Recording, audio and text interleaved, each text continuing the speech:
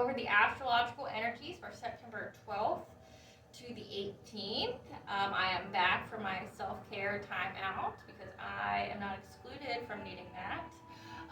We are still under the influential energies from last week's full moon in Pisces that occurred on September 10th that made us a little sensitive in our emotions and processing emotions. We might have felt a little feeling of depletion, overwhelm, and confusion. As the veil's starting to get thinner, the closer we get to the fall equinox, which occurs September 20 to the 21st, it's going to help us access our intuition, okay? Tuesday, we'll have the moon in Taurus until Thursday. Now, with this energy, it's going to make our communications and processes more sensible and calm and slow and steady and methodical and being very practical in those communications. Thursday, moon enters Gemini until Saturday, and Gemini is going to make us a little restless in our curiosity and wanting mental stimulation. Okay, Thursday, Uranus-Saturn square occurs, which Uranus is our uniqueness, our authenticity, our freedom. Saturn rules over our discipline, responsibilities, boundaries, and rules. Now, a square means there's going to be tension between the two. So there's going to be tension between your freedom and your responsibilities. There's going to be a little give and take. So keep in mind for that on Thursday. Now, to recap, we have 6 planets that are in retrograde until 2023. The latest that has occurred is Mercury Retrograde. Okay. Now, Mercury rules over how we think. And this retrograde is going to be in effect until October 2nd. And it's going to make us pause and reflect, digest and reflect, making us go over situations from the past, drawing us further inward in order to gain that new perspective.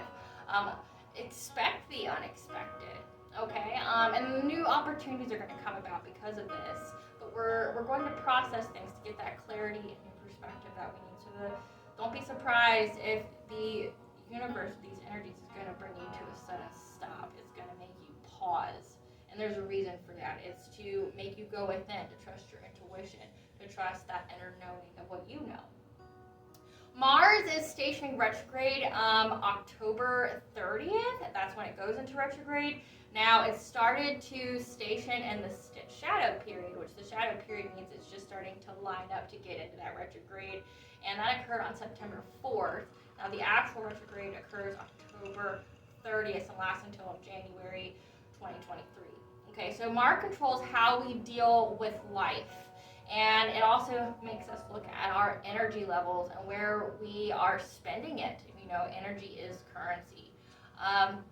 Now, Mars energy is about goals and dreams. And this energy is going to be the most powerful and influential because it occurs the least out of all the other retrogrades. So the key words for this week's energy is reflection, rest, definitely rest. Expect the unexpected, boundaries, self-discipline, and authenticity.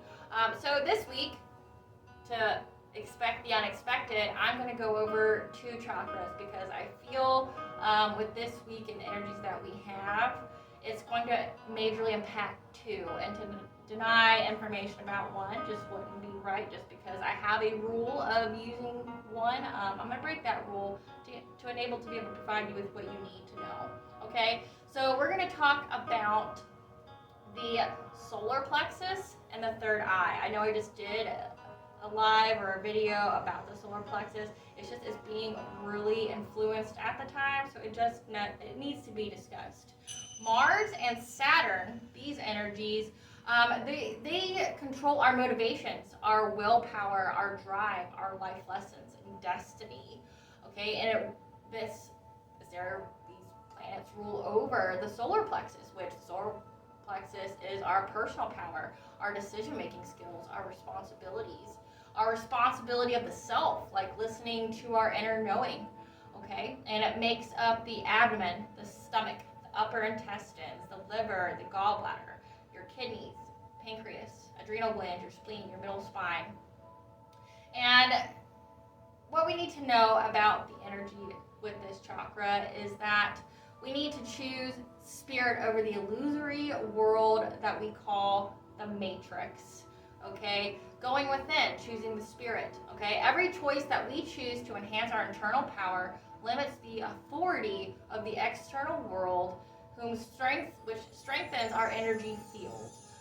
Keep in mind, the stronger the energy field, the stronger the aura, means the stronger the vibrations, which means, we want to heighten our vibrations, not lower them, because to have lower vibrations means to attract those kind of experiences in people. So the stronger our energy field is, or our vibration equates to fewer or distancing ourselves from lower vibrations or stations of people.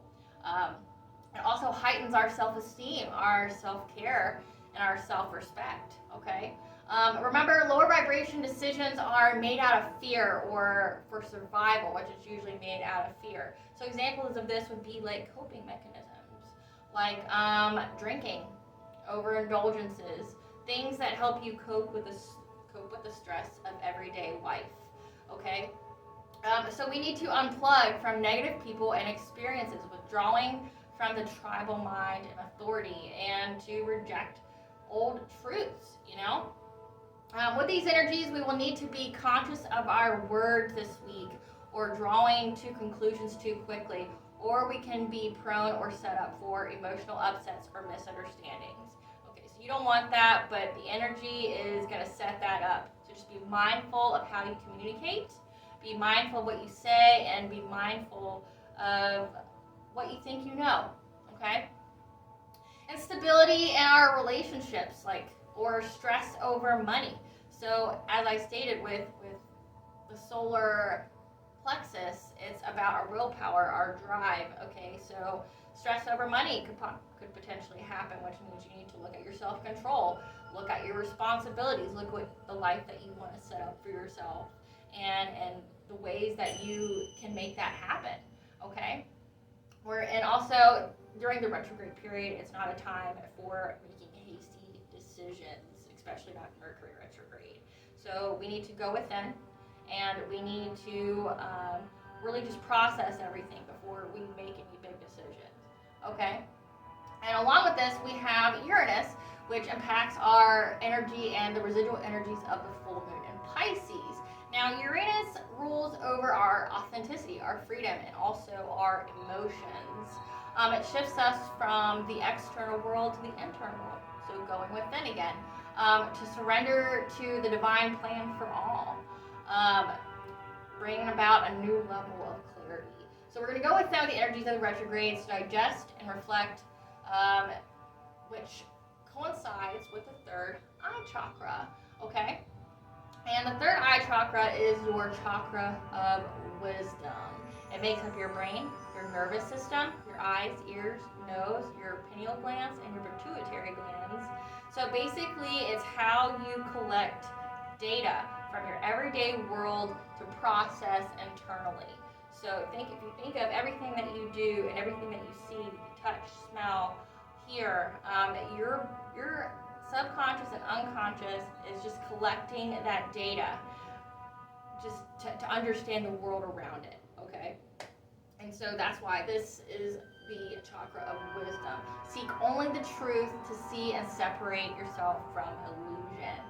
Listening to your inner knowing, your thoughts, your visions and dreams, especially if they are occurring all the time. They're very frequent.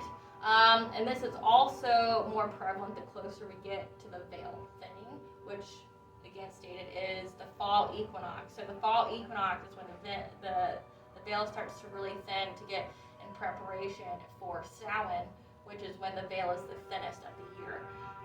So if the divine is trying to get a message to you, fall and winter time is an auspicious time for anything to try to get in touch with you, to give you what you need to know. And something that we need to know is not discredit our own truths. What we know to be true, even if the outside world says it isn't. Just a personal reflection of this would be retrogrades talking to people about planetary energies, I know people just roll their eyes if you even try to tell them about it, okay? But just because they don't believe in it doesn't make it less true. And an example would be Mercury Retrograde, okay? When you know, if people understand that the moon can rule over the tide and can, regulate a woman's menstrual cycle, because majority of ours are coincided with the moon and the moon phases. You're typically like a new moon girl, a full moon girl, or a waxing or waning moon girl. There's typically a time period that you have it, and they, lore is that certain witches can actually sync theirs up with, like, say, the full moon, if that is what their intention is, which would make them the most potent in their magic. Okay, so if the moon can do that, and if it becomes full, you know how even in the medical field, people go crazy, we're heightened in everything that we do. Okay, so if it's true that a full moon or moon can have that major impact on liquids, because we are 70% water, it has the impact that it does on the tides. It would be ignorant to say that no other planet would have an effect on our energy. Like saying the sun doesn't have an impact on our energy. Pure fact, every time we have a solar storm, we have technology issues. Okay, well, with Mercury retrograde, how do you explain to people? Did you have any kind of communication issues starting last week? Did you have a substantial uptick in technology issues, like systems crashing? Your phone that you got just looks like it's possessed now, like it's not even working. Or you're having lots of traffic and lots of accidents. Mercury retrograde. Just because you don't believe in it doesn't make it less true. So stick to your inner truths, okay? Being open to receive messages from the divine. Like I said, that veil's thin, so if anything's trying to contact you, it's going to do so now. Observing thoughts motivated by strength, so your Mars planet, and your sacral chakra, and those of fear, which is, lower vibration, attracting, and manifestation. So pay attention to how you think, because remember, thoughts have weight. And what you're thinking about is what you're intentionalizing, which is what you're going to end up manifesting. So pay attention to your thought, because everything starts up here. It's how you view your world, what your perception is. That dictates the quality of life you have. Not riches, not luck. It's what's up here and how you process and how you perceive your world. If you view your world as completely terrible, you're going to keep attracting that kind of thing to you. If you view it as beautiful and you're full of optimism and hope, you're going to manifest those kind of situations. Okay, so pay attention to your thoughts and then see where they come from. Okay, give up the need for proof that your inner guidance is authentic. Okay, you don't need to have someone validate that your intuition is real. You don't need that. And if you question it or doubt it, you could lead to self-hatred, which will immediately impact your throat chakra, which will impact every other chakra. Okay, because your throat is the connection between the crown and the body. And if you have a disconnect in the throat because of that self-hatred, then prepare to get sick. It's gonna make you sick. Work to become more conscious of your whys and what motivates you. When you digest and reflect, focus on utilizing detachment, so looking at your life objectively and going, okay, here's where I'm at. Here's where I want to be. Here's the things that have happened to me. And to not take them so personally. Because you got to understand that you can either hate a person or you can understand that they are also on their own path, which may be different than yours. They are going through their own lessons. They are going to have their own blessings. And things had to happen for both of you to move on in your own spiritual growth. And if you look at it with detachment and understand where you're at, you can transform your pain into power. Because remember, you can't have pity as well as power. You just can't. You can choose one or the other. You can have pity and have everybody feel sorry for you, or you can turn your pain into power and use it to elevate others. Okay? And we're going to use that detachment to gain that newer perspective or find clarity, because we're going to avoid blaming others and having that pitying mentality. We're just not going to do that. So this week, it's going to be a little intense. I'm not going to lie to you. Towards the end of the week, like Sunday-ish, is when the sun is going to come out with Venus, and we're going to have a little bit of luck.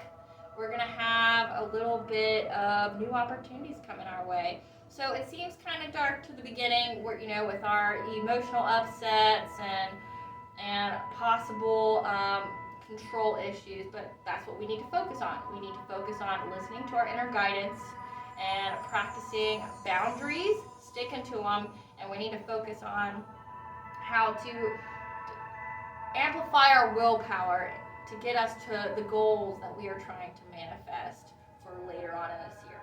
Okay? Alrighty, guys, it's Valeno, the Spark to the Self. Bye, guys.